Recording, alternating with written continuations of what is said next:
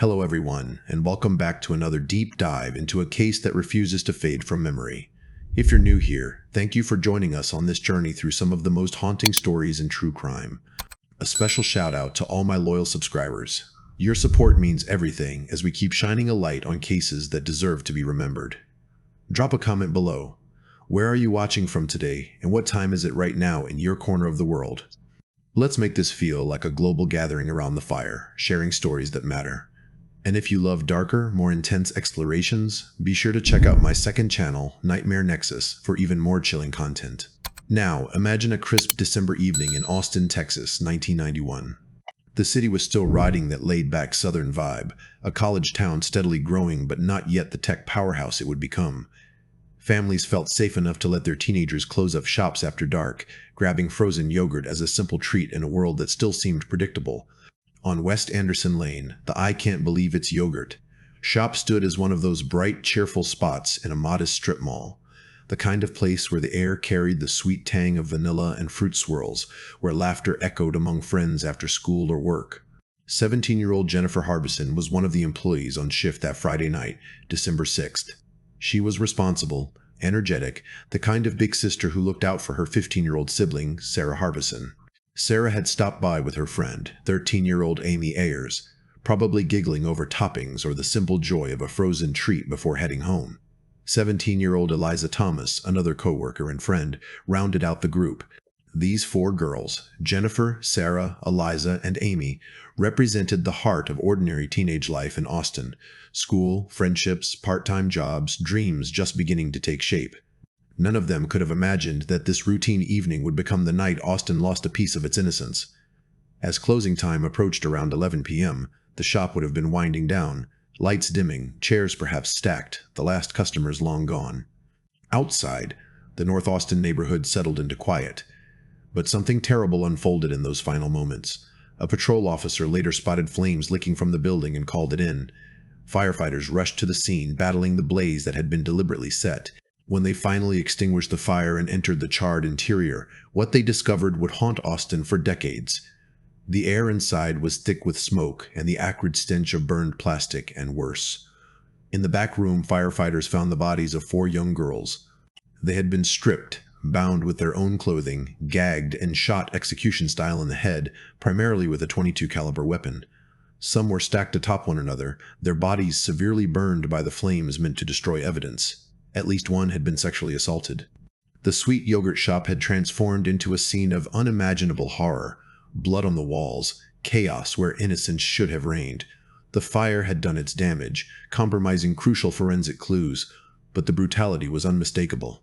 Word spread quickly through the city that night and into the following days. Four teenage girls, sisters, Jennifer and Sarah Harbison, their friend Eliza Thomas, and young Amy Ayers, executed in cold blood. Parents locked doors a little tighter. Teenagers whispered in school hallways. Billboards soon went up offering rewards, and the phrase, "We will not forget," began appearing on memorials. Austin, a city that prided itself on its quirky, safe, vibrant spirit, was shaken to the core. How could something so monstrous happen in a place like this, to girls who were simply living their lives? The investigation launched immediately, but from the start, it faced steep challenges. The arson had destroyed much of the physical evidence. Detectives sifted through ashes and fragments, interviewing anyone who might have seen something unusual near the strip mall that night. Tips poured in, but the case quickly grew complex and frustrating. Little did anyone know that this horrific crime would remain a shadow over the city for more than 3 decades, twisting through false leads, wrongful accusations, and relentless grief before modern science finally brought a name to the darkness. In the days and weeks following that horrific discovery, Austin police plunged into one of the most intense investigations the city had ever seen. Detectives worked around the clock, combing through the charred remains of the yogurt shop for any fragment that might tell a story. The fire had done its cruel work, melting evidence and complicating ballistics, yet certain details stood out with brutal clarity. The girls had been forced into the back room, stripped, bound with their own underwear, gagged, and shot execution style, mostly with a .22 caliber weapon. One girl, young Amy Ayers, had been shot twice. At least one had been sexually assaulted. The sweet scent of yogurt and fruit toppings had given way to smoke, blood, and the heavy silence of a crime scene that felt profoundly personal in its savagery. Early leads came quickly, but led nowhere fast. Thousands of tips flooded in from a stunned community. People who had been near the North Cross area strip mall that night reported suspicious vehicles or unfamiliar faces. Billboards went up offering rewards, and the families of the victims, the Harbisons, the Ayers, and Eliza Thomas's loved ones, appeared publicly, pleading for information while trying to hold themselves together amid unimaginable grief. Barbara Wilson, mother of Jennifer and Sarah, became a quiet but determined voice, refusing to let her daughter's names fade. Sean Ayers would later speak of thinking about his little sister Amy every single day, the kind of ache that never dulls. Within a week of the murders, a potential break emerged. 16-year-old Maurice Pierce was arrested after bringing a gun to North Cross Mall, a .22 caliber pistol, the same make and model as one believed used in the killings. Under intense interrogation by veteran homicide detective Hector Polanco, Pierce confessed to involvement in the murders. He implicated others in his circle of friends, Robert Springsteen, Michael Scott, and Forrest Wellborn. The confession seemed promising at first, painting a picture of a group of troubled young men who had stumbled into unthinkable violence. Yet cracks appeared almost immediately. When re-interviewed the next morning by another detective, Pierce's story didn't align with the physical evidence at the scene. Ballistics on the seized gun proved inconclusive. Still, the name stuck in the investigators' minds. The case cooled into a long, frustrating simmer. Over the years, dozens of people came forward with false confessions, some seeking attention, others clearly disturbed. The investigation dragged on through the 1990s as Austin itself transformed. The city was swelling with new residents drawn by its growing reputation as a creative, tech-friendly haven, yet this unsolved quadruple murder lingered like a shadow over its optimistic spirit. Families marked anniversaries with quiet memorials. A granite plaque bearing the four names, Amy Ayers, Sarah Harbison, Jennifer Harbison, and Eliza Thomas, became a place where people left flowers and notes whispering, "We will not forget." By 1999, nearly 8 years after the crime, investigators circled back to those original names. Maurice Pierce, Robert Springsteen, Michael Scott, and Forrest Wellborn were arrested and charged. Pierce and Wellborn would eventually see charges dropped or dismissed, but Springsteen and Scott faced full trials in 2001 and 2002. The prosecutions rested heavily on the earlier confessions, which the men now insisted had been coerced during marathon interrogations. They claimed detectives fed them details and pressured them until they broke. There was no physical evidence directly linking any of the four to the yogurt shop that night. No fingerprints, no DNA match available with the technology of the time, and the fire had destroyed much else. Yet the confessions were powerful in the courtroom.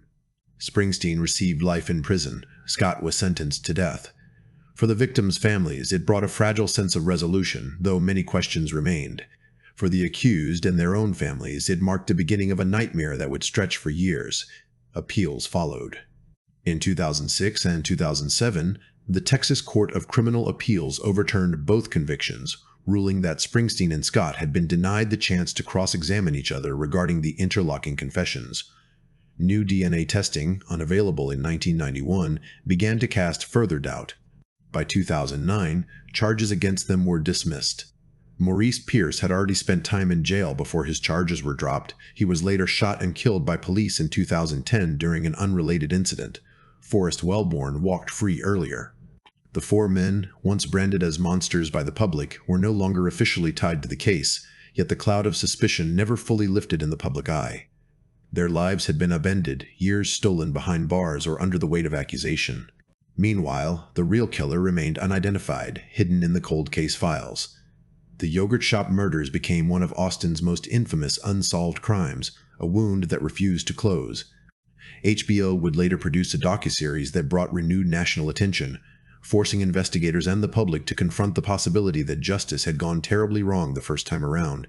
The families continued to wait, caught between grief and the faint hope that science might one day deliver answers.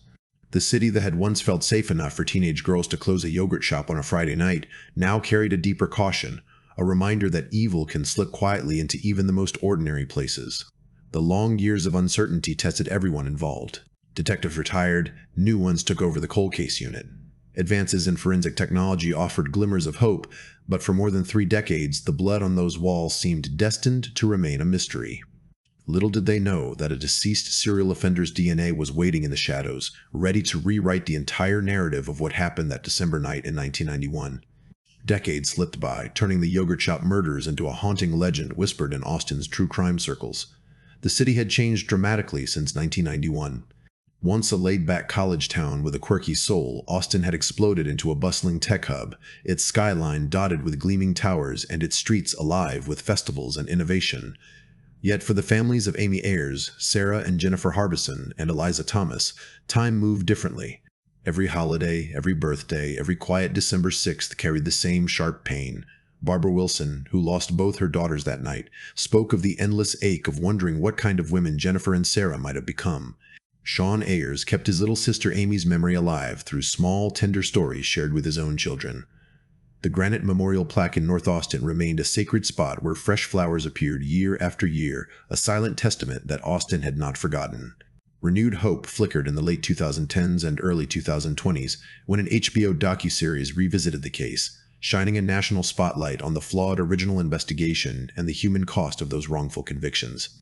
The series forced both the public and law enforcement to confront uncomfortable truths, how pressure to solve a horrific crime could lead good detectives down the wrong path, how coerced statements could overshadow the absence of physical evidence, and how 4 young men had their lives shattered while the true perpetrator walked free.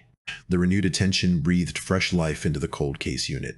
Detectives revisited old evidence with modern eyes and far more powerful forensic tools. Then, in 2025, came the breakthrough that had eluded investigators for 34 years.